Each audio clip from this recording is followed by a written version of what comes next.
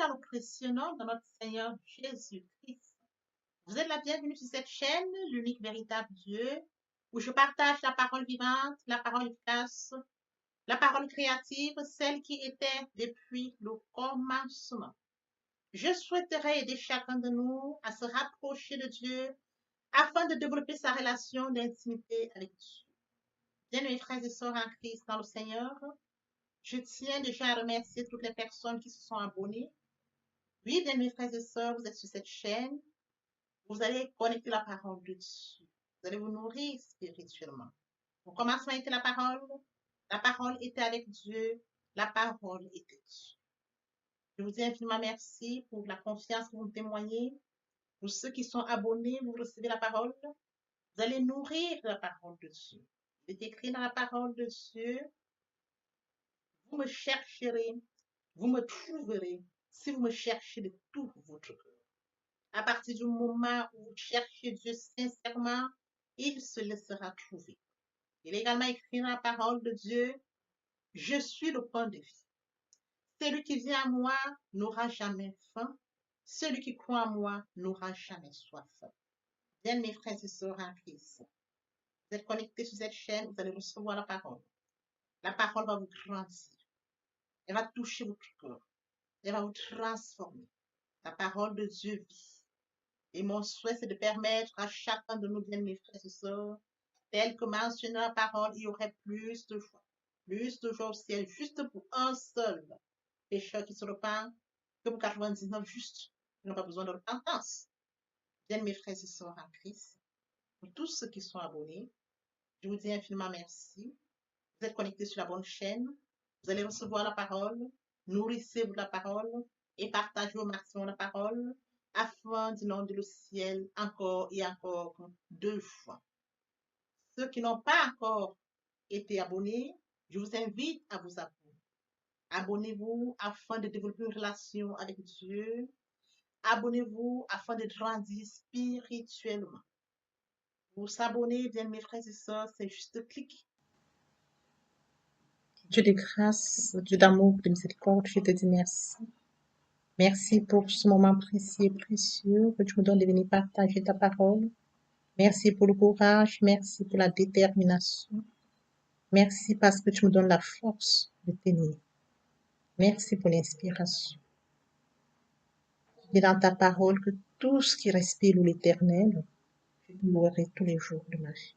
L'honneur, la gloire, l'adoration te reviennent pour les siècles des siècles. Au nom de Jésus-Christ, je t'ai prié. Amen.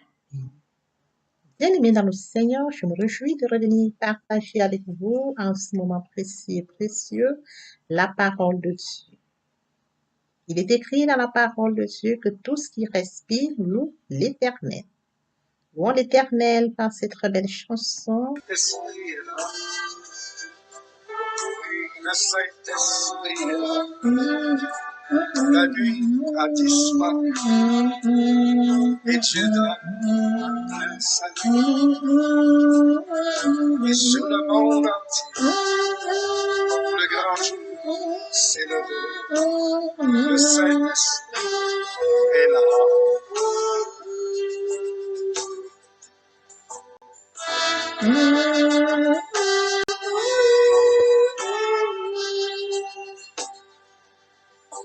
Que tous les rachetés chantent la liberté, Christ a tout accompli, il a donné l'esprit, a fait trembler l'enfer, car dans tout l'univers, le Saint-Esprit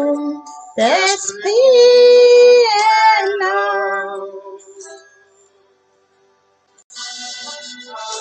Le Saint-Esprit est là. Le Saint-Esprit est là. La nuit a disparu et Dieu donne le salut. Et sur le monde, le grand jour s'est levé.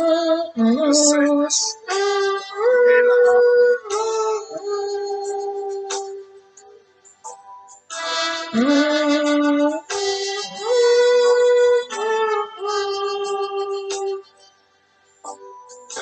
tous les rachetés chantent la liberté. Christ a tout accompli, il a donné l'esprit, voyez trembler l'enfer, car dans tout l'univers, nos Saint-Esprit est là, le Saint-Esprit est là, le Saint-Esprit est là, la nuit a disparu, le Saint-Esprit est là. Bien-aimés dans le Seigneur, passons en prière. Père céleste, je bénis ton nom ce matin, je t'élève, je t'honore, je te célèbre. L'univers véritable Dieu, c'est toi. Merci, Papa, pour ce nouveau matin. Merci pour la santé divine, la protection divine, la sécurité divine. Tu nous donnes de compter parmi les vivants, Père, nous te sommes infiniment reconnaissants. Je renouvelle encore tes bontés en ce nouveau matin, Papa, nous te disons merci. Esprit Saint, viens sanctifier les lieux, dresse autour de moi un œuvre de feu, afin d'éloigner toute influence négative qui pourrait nuire à ma prière. Arrange, sécurise-la, conduis-la afin qu'elle parvienne agréablement aux oreilles de mon Dieu, merci. Père, je te dis merci pour ce moment précieux, précieux, que tu me donnes de venir honorer à ce rendez-vous, partage ta parole. Qu'elle tout change les vies, qu'elle transforme, sauve les vies, qu'elle illumine les cœurs, tu sais le faire. L'honneur, la gloire et l'adoration te reviennent pour les siècles des siècles. Au nom puissant de Jésus-Christ, je t'ai prié. Amen. Bien, mes frères et sœurs en Christ dans le Seigneur, nous allons lire Romains 10-17. Ainsi, la foi vient de ce qu'on entend vient de la parole de Dieu. Il est écrit dans Hébreux 11:1, la foi est une ferme assurance des choses qu'on espère, une démonstration de celles qu'on ne voit pas. Il est bien évidemment écrit dans Jean 20:31, mais ces choses ont été écrites afin que vous croyiez que Jésus est le Christ, le Fils de Dieu, et qu'en croyant vous ayez la vie en son nom. Mes frères et sœurs dans le Seigneur, nous allons partager cet enseignement intitulé La foi et nous conduisons notre attention ce matin, les sources de la foi. Et oui, bien mes frères et sœurs en Christ, il est très important pour moi de revenir sur cet enseignement, la repentance et la conversion. Pendant cet enseignement, il était question de mourir en soi et de naître en Christ. Et lors de cet enseignement, j'ai mentionné que j'ai des règles pour nous convertir. Rentrer dans la nouvelle vie, les choses anciennes sont passées, voici toutes choses sont devenues nouvelles. Raison pour laquelle la première thématique portait sur la méditation, la deuxième thématique portait sur l'amour de Dieu, et cette troisième thématique porte sur la foi. Bien, mes frères et sœurs en Christ, vous qui venez de connaître la tienne, si vous êtes nouvellement converti, ou alors si vous n'êtes pas encore converti, vous êtes la bienvenue. Mon but, bien, mes frères et sœurs, c'est d'aider chaque nous à développer une relation d'intimité avec Dieu. Raison pour laquelle, bien, mes frères et sœurs en Christ, et j'exhorte tous ceux qui connaissent la chaîne de m'écouter. Écoutez cet enseignement et de suivre la deuxième partie de cet enseignement pour ceux qui ne sont pas encore repentis ni convertis, de suivre et de prendre l'occasion pour eux de passer la repentance et la conversion via cette deuxième partie et suivant la troisième partie, les étapes pour que nous puissions vivre en cette nouvelle vie. Bien, mes frères et sœurs, commençons ce matin. La foi, nous complétons notre attention, les sources de la foi. Nous allons les aborder les unes après les autres, mais la liste ne sera pas exhaustive. Et bien, mes frères et sœurs en Christ, la foi procède de la révélation que Dieu donne de lui-même à l'homme. Il est écrit dans 1 Corinthiens 15:3, je vous ai enseigné avant tout comme je l'avais aussi reçu, que Christ est mort pour nos péchés selon les Jésus-Christ est mort sur le Golgotha, le troisième jour, il est ressuscité. Il a dit à Golgotha, tout est accompli. Et oui, bien, mes frères et sœurs en Christ, c'est la raison pour laquelle, comme je le mentionne toujours, il est question de passer à la repentance et la conversion, d'accepter Jésus-Christ comme Seigneur et Sauveur, d'accepter l'œuvre de la croix, que cette œuvre ne soit pas vaine. Bien, mes frères et sœurs en Christ, la source de la foi, comme mentionné, la foi procède de la révélation que Dieu donne de lui-même à l'homme. Il se révèle à l'homme. Il dit à l'homme, comme mentionné en 1 Corinthiens 15 fois, je vous ai enseigné avant tout, comme je l'avais aussi reçu, que Christ est mort pour nos péchés, selon les Écritures. Il est mort pour nos fautes, nos manquements. Il est mort à la croix de Golgotha. Nous devons en être conscients. Il est mort que cette mort ne soit pas vaine, que l'œuvre de la croix ne soit pas vaine. Raison pour laquelle, bien-aimés frères et sœurs en Christ, nous devons passer à la repentance et la conversion, que cette œuvre de la croix ne soit pas vaine. Pour notre enseignement de ce jour, la foi, il faut qu'il tienne notre attention ce matin les sources de la foi. Comme deuxième point, bien mes frères et sœurs en Christ, la foi repose sur les affirmations des Écritures. Il est écrit dans Romains 17, ainsi la foi vient de ce qu'on entend. Ce qu'on entend vient de la parole de Dieu. La foi repose sur les Écritures. Nous allons chercher Dieu via la méditation. Nous allons chercher la personne de Dieu par une démarche personnelle. Nous allons découvrir la personne de Dieu, le côté spirituel de la parole. Nous recevons la parole par la foi. Nous actons notre foi. Notre foi repose sur les Écritures. Ce n'est pas les Écritures que Dieu, mes frères et sœurs en Christ. Nous avons donc foi et que notre foi va grandir. Bien, mes frères et sœurs, sans les Écritures, la foi ne pourrait pas être porteuse. Il est bien évidemment écrit dans Hébreux 1, de Paul, serviteur de Jésus-Christ, appelé à être apôtre, mis à part pour annoncer l'évangile de Dieu, qui avait été promis de la part de Dieu par ses prophètes dans les saintes Écritures. Il annonce l'évangile de Dieu dans les saintes Écritures.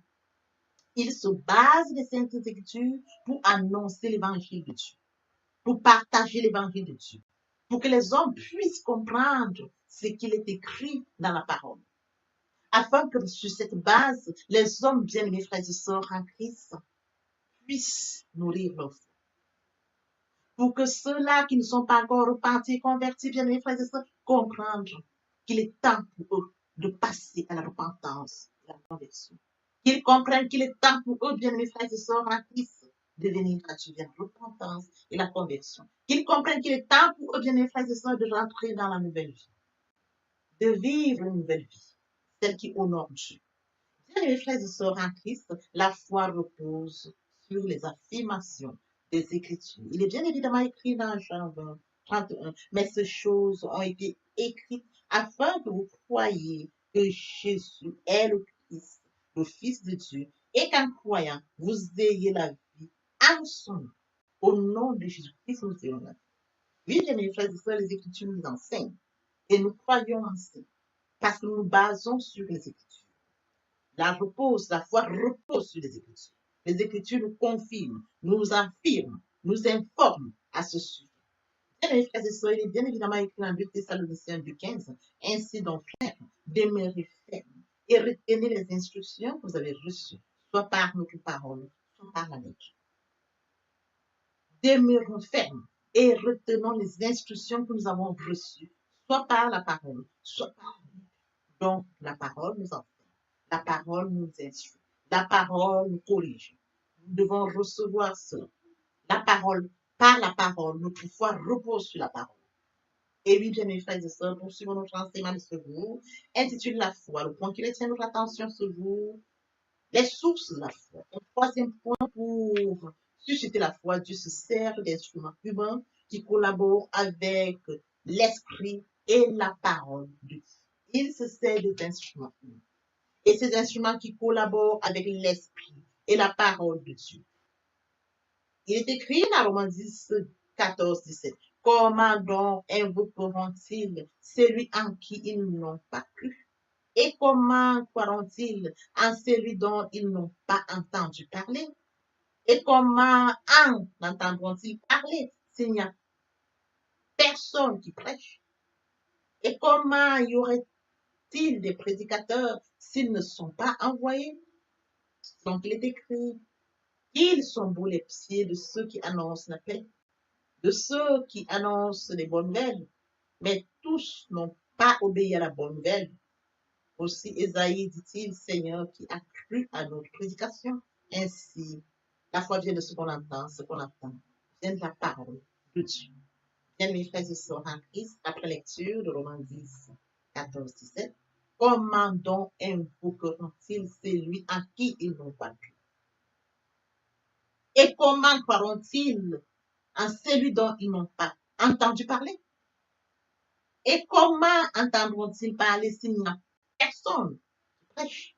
Et oui, bien mes frères et sœurs, comme mentionné, pour susciter la foi, Dieu se sert des instruments, des personnes qui vont partager la parole, des personnes qui vont enseigner la parole. Et bien mes frères et sœurs en Christ, qui vont se baser sur la parole de Dieu. Ils vont communiquer cette parole. Et oui, bien mes frères et sœurs, avant que ceux-là, bien mes frères et sœurs, qui n'ont pas entendu, comme mentionné, comment donc invoqueront-ils celui qui n'ont pas cru? Comment croiront-ils en celui dont on n'a pas entendu parler? Si on n'entend pas parler, on ne peut pas croire. Il faut qu'il y ait quelqu'un, bien mes frères et sœurs en Christ, qui parle. Il faut qu'il y ait quelqu'un qui enseigne, qui transmette. Il faut que cette personne transmette la parole de Dieu.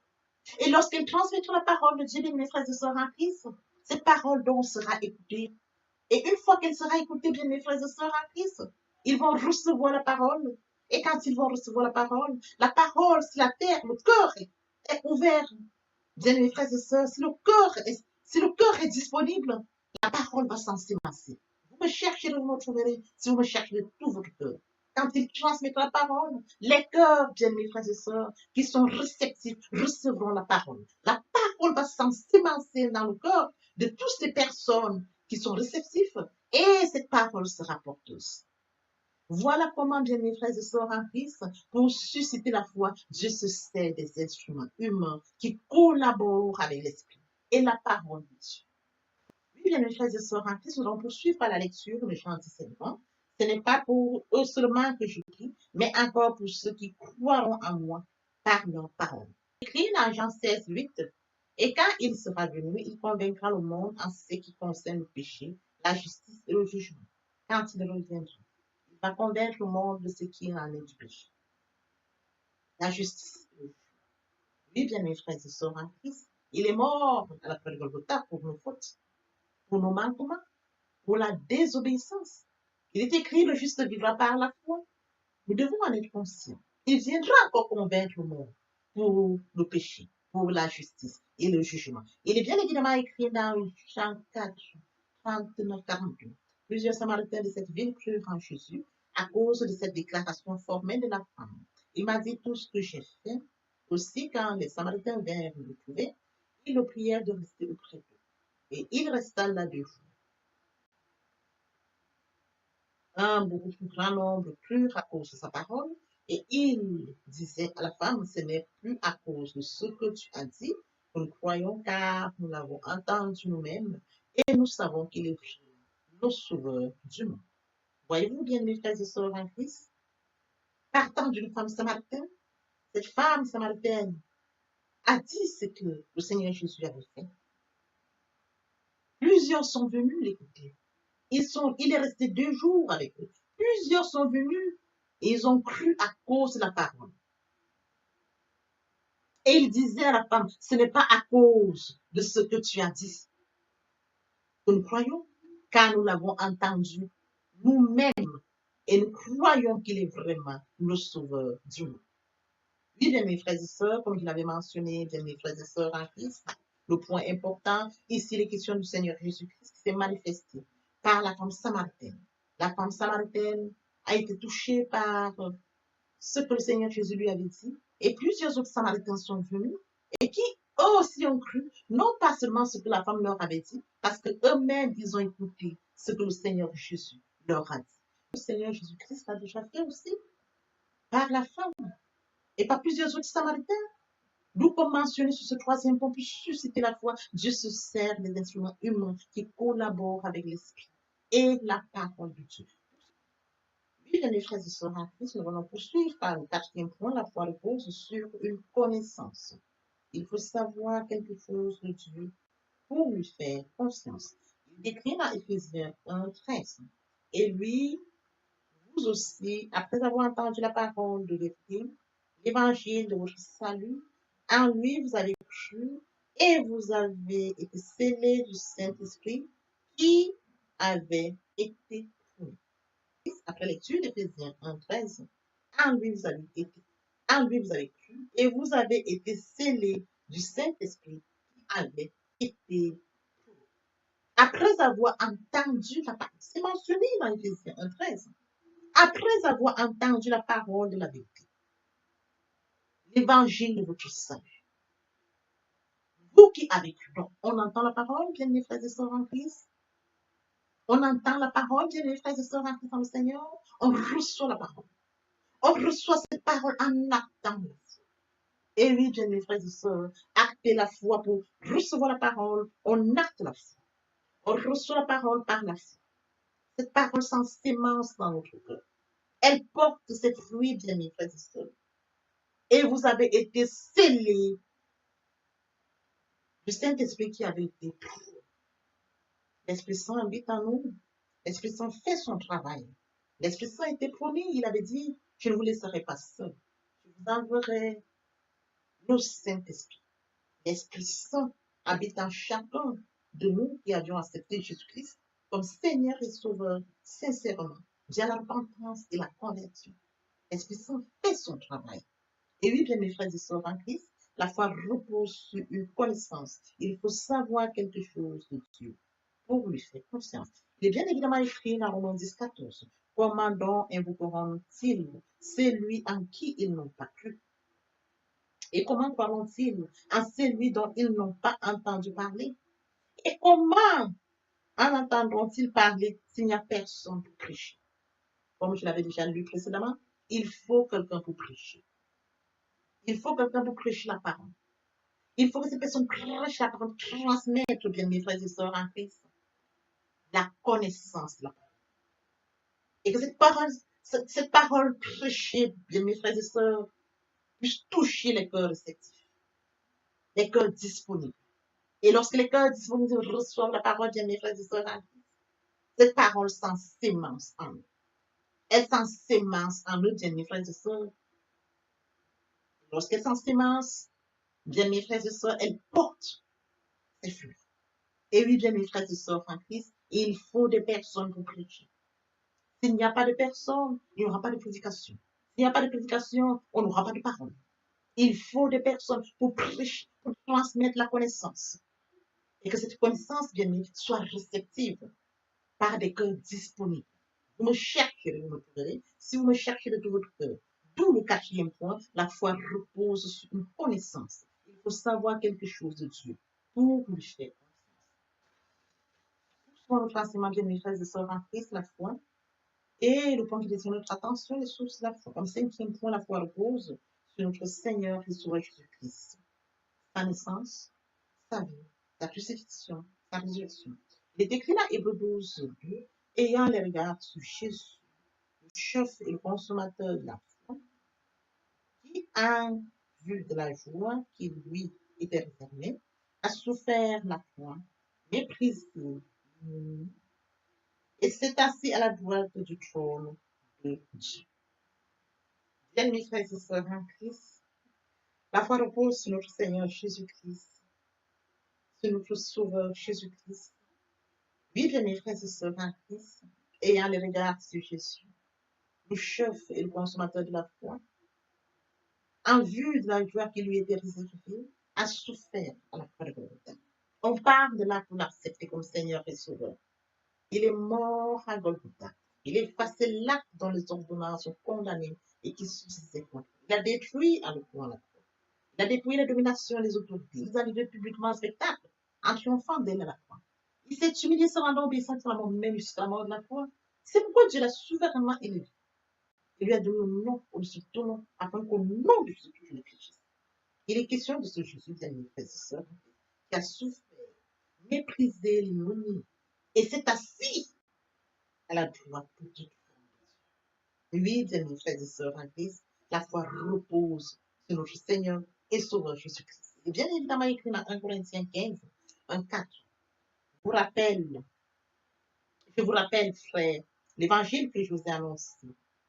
Vous avez reçu, dans lequel vous avez persévéré, et par lequel vous êtes sauvés. Si vous le retenez tel que je vous l'ai annoncé, autrement vous aurez cru en vous. Je vous ai enseigné avant tout, comme je l'avais aussi dit, que Christ est mort pour nos péchés, selon les Écritures, qu'il a été enseveli et qu'il est ressuscité le troisième jour, selon les Écritures. Il est mort à Golgotha. Il est ressuscité le troisième. Il a été enseveli et qu'il est ressuscité le troisième jour, selon les Écritures. Les Écritures nous mentionnent, nous le savons, et oui, bien sûr, Christ est mort pour nous. Il est mort pour toi et pour nous. Nous devons en être conscients. Il a payé à Golgotha. Nous devons en être conscients. Bien, mes frères et sœurs, que l'eau de Golgotha soit. Que cette œuvre ne soit pas vaine, bien, mes frères et sœurs. Comme cinquième point, la foi repose sur notre Seigneur et Sauveur Jésus-Christ. Il faudrait que nous actions tous. Qu'elle repose sur lui seul. Et oui, bien, il est mort pour qui? Pour toi et pour moi. Qui d'autre est mort pour nous? Il est écrit dans la parole de Dieu. Tous ont péché et sont privés de la gloire de Dieu. Tous, sans exception. Dieu, par son immense amour, a donné son Fils unique afin que quiconque croit en lui ne périsse point, mais qu'il ait la vie éternelle. Quel amour! Quel amour, bien mes frères et sœurs! Pourquoi ne pas porter cette attention? Pourquoi ne pas reconnaître cela? Notre foi doit reposer sur notre Seigneur et Sauveur Jésus-Christ. Comme mentionné dans 1 Corinthiens 15, 1, 4, selon les Écritures, qu'il a été enseveli, qu'il est ressuscité le troisième jour, selon les Écritures. Nous devons le savoir, bien mes frères et sœurs. Voilà pourquoi j'appelle toujours plusieurs à la repentance, à la conversion. Ceux qui ne sont pas encore repentis, convertis les 30 ans. Les 30 ans, bien mes frères et sœurs, de venir à Christ, il est mort à Golgotha. Que cela ne soit pas vain. Oui, bien mes frères et sœurs, en Christ, dans le Seigneur, aimer Dieu, c'est de reconnaître que Christ est mort à Golgotha pour toi et pour nous. Aimer Dieu, c'est de reconnaître, bien mes frères et sœurs, en Christ, que je dois partager cela. Pour que ceux qui sont loin de Dieu, nous étions de leur nombre, qu'ils le savent. Aimer Dieu, c'est de courir après les âmes éloignées de Dieu. Aimer Dieu, c'est d'amener les âmes éloignées de Dieu à la repentance, à la conversion. Aimer Dieu, bien mes frères et sœurs, en Christ, c'est de se soucier de son prochain, tendre l'oreille à l'écoute, si besoin est. Je dispose, je peux apporter. Oui, bien mes frères et sœurs, aimer Dieu, c'est de participer à l'édification. Il est écrit, il y aurait plus de choses. Un seul qui se repent. Franchement, disons juste qu'ils n'ont pas besoin de repentance. Bien, mes frères et sœurs, il faudrait que nous mettions du nôtre pour inonder le ciel de joie et encore de joie. Papa, je t'aime. Papa, je t'aime. Papa, je t'aime. Tu es mon papa. Papa, je t'aime. Papa, je t'aime.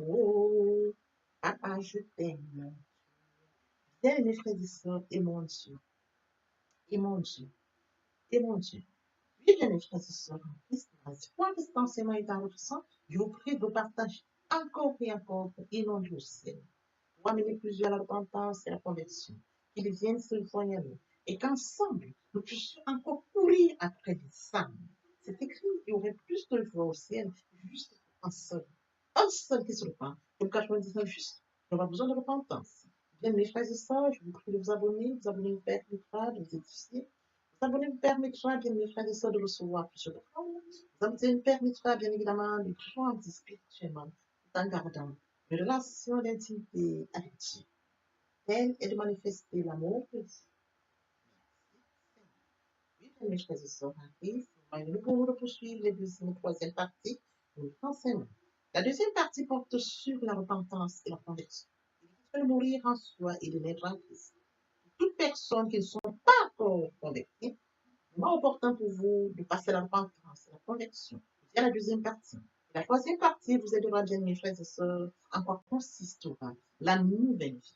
Oui, bien mes frères et sœurs, en plus, l'herbe sèche, la fleur tombe, mais la parole de l'éternel demeure éternellement. Oui, bien mes frères et sœurs, en Christ, dans le Seigneur, je vous ai bien évidemment que nous comprenions qu'il est très important de vivre proche de Dieu. Pour nous qui étions loin de Dieu, qui étions éloignés de Dieu, qui avions une vie qui nous convenait, mais qui n'honorait pas notre Dieu, bien mes frères et sœurs, il est temps de réaliser que le moment est venu pour nous de nous rapprocher vers le Créateur, de nous rapprocher vers le Dieu qui nous a créé à son image et à sa ressemblance, de venir au Père, de revenir à la source. Bien, mes frères et sœurs en Christ, il est très difficile de vivre loin de sa destinée. Voyez-vous, permettez-moi de l'illustrer par le cas. Lorsque nous avons des bêtes, nous avons des porceaux, ils sont à côté de la mer. Nous avons des briques, ils sont à côté de la mer. Nous avons toute espèce qui vit à côté de la mer qu'il a mise au monde. Comment pouvons-nous vivre loin de notre Dieu? Nous sommes loin de Dieu, nous n'avons pas conscience de notre destinée, qui est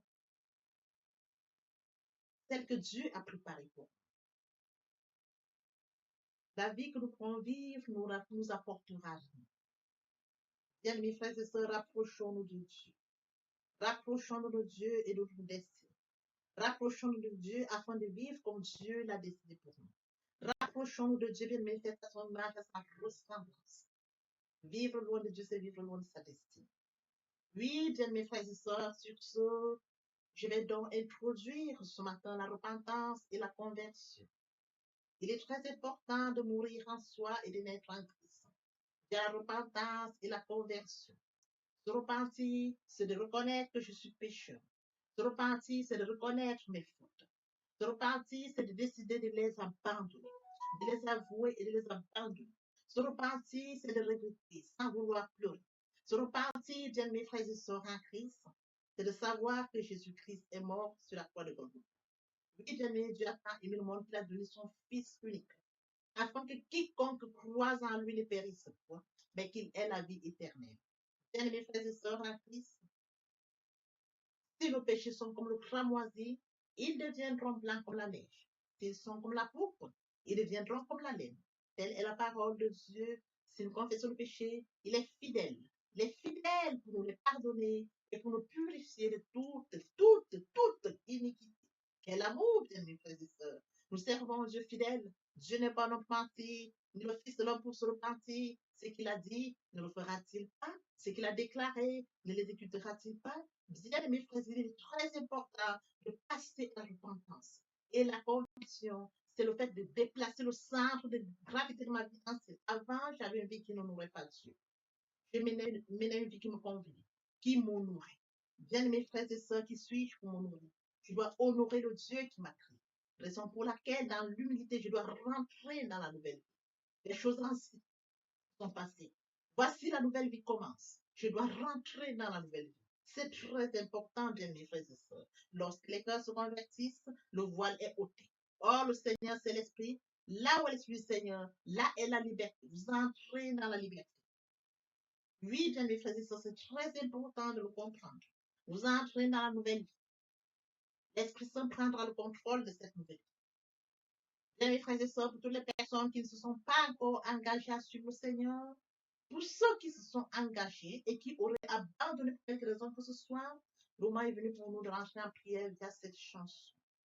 Je m'approche de toi, Seigneur Jésus, je m'approche de toi, source de vie, source de vie, source de vie.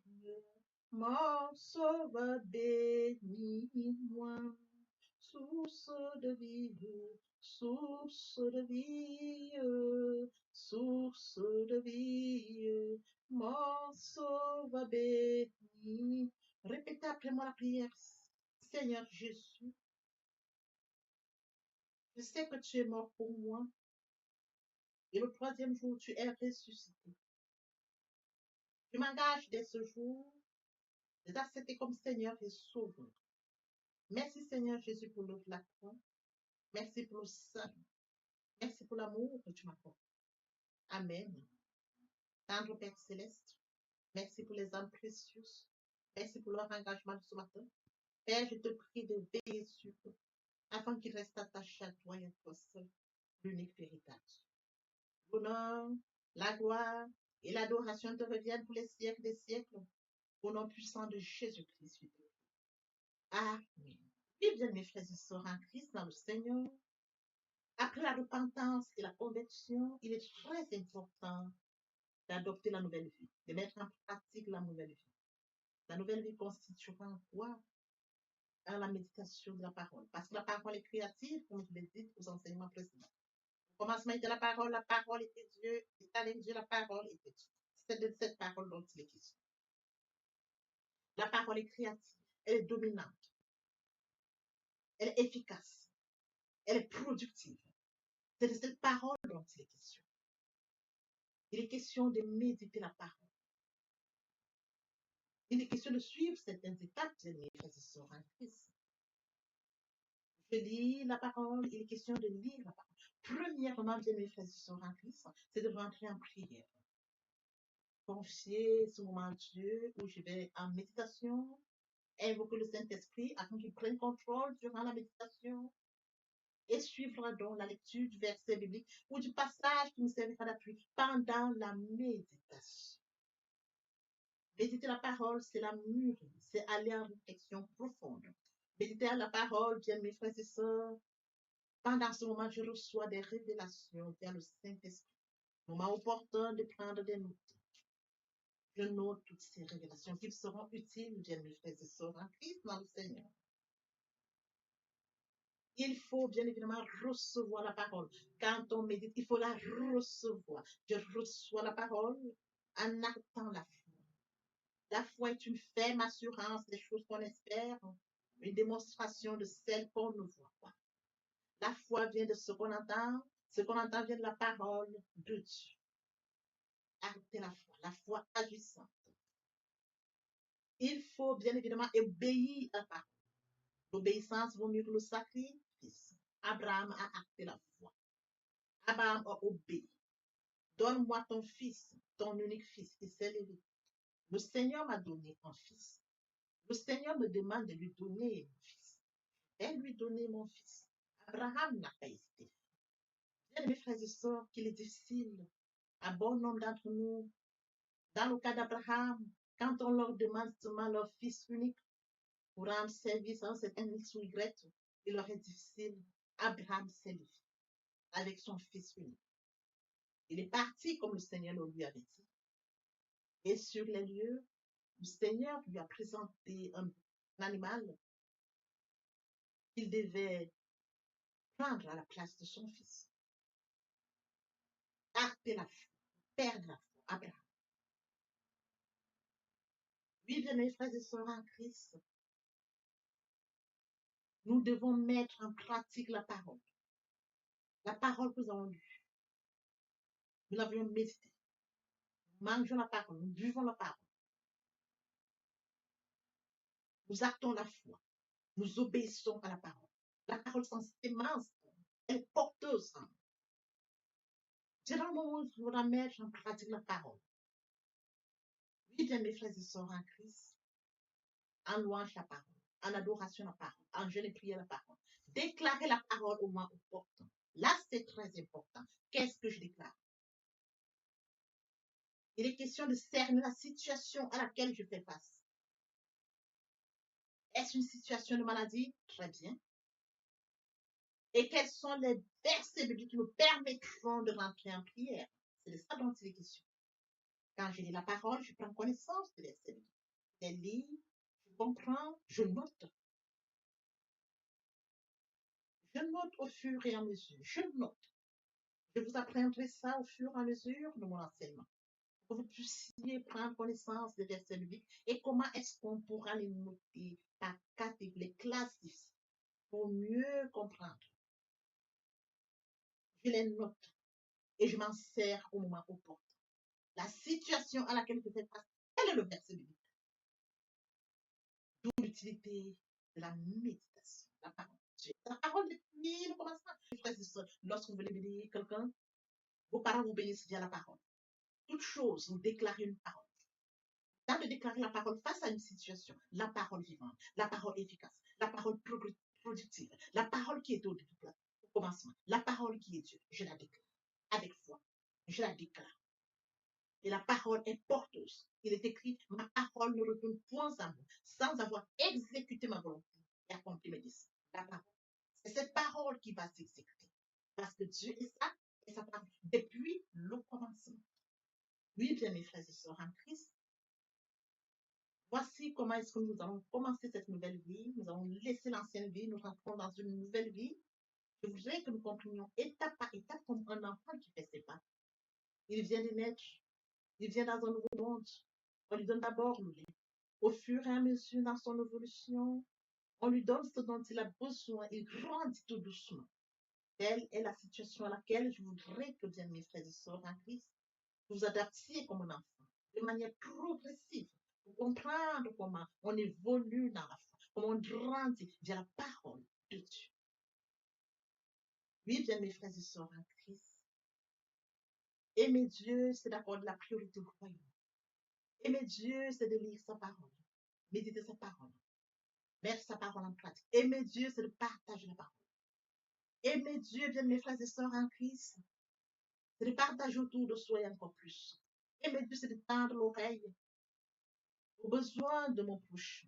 C'est d'assister mon prochain si besoin est. Aimer Dieu, c'est de participer à l'édification, de courir après les âmes. Aimer Dieu, bien mes frères et sœurs en Christ. Pour mentionner la parole de Dieu, il y aurait plus de choses au ciel, juste pour un seul péché. C'est d'exposer le ciel, d'amener plusieurs à la repentance, à la conversion, via le partage de la parole.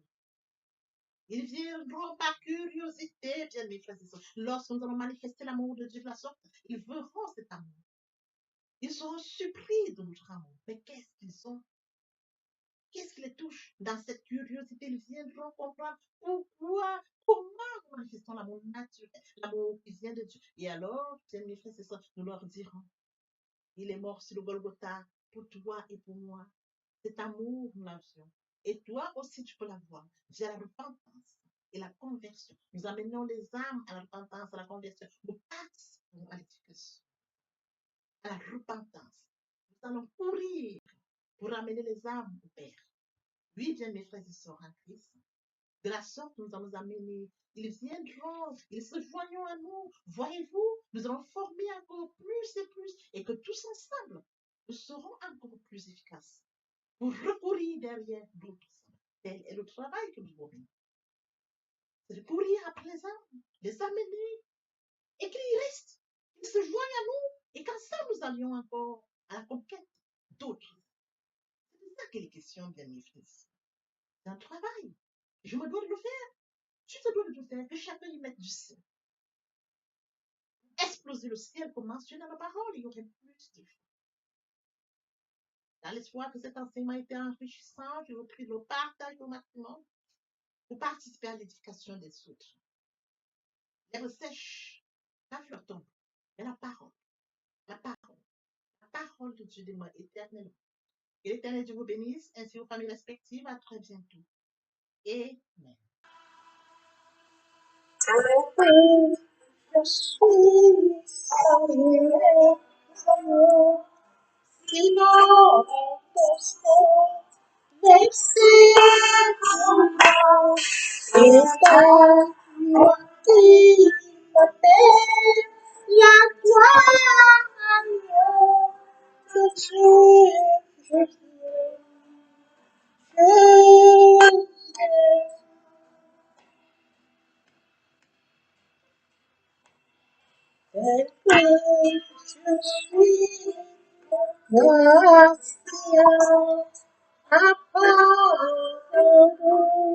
à chaque instant du temps de notre dedans de Dieu, je suis mon cœur.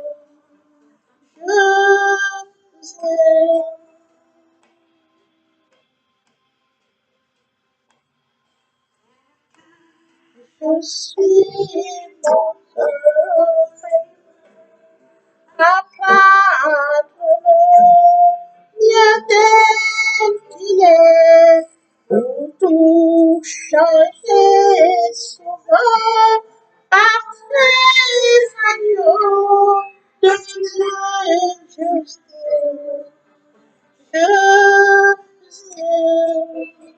Seigneur, fais-nous pour chanter tes louanges, pour chanter tes louanges, éternellement, aux arbres. La gloire de ta gloire, les gloires de ta gloire, les gloires de ta gloire.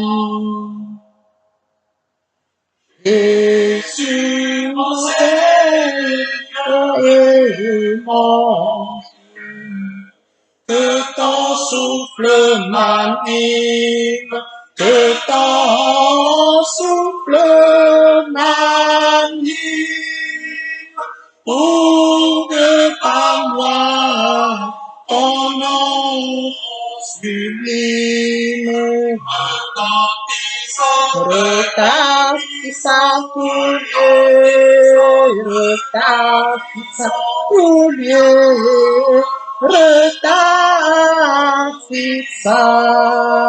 pour Dieu.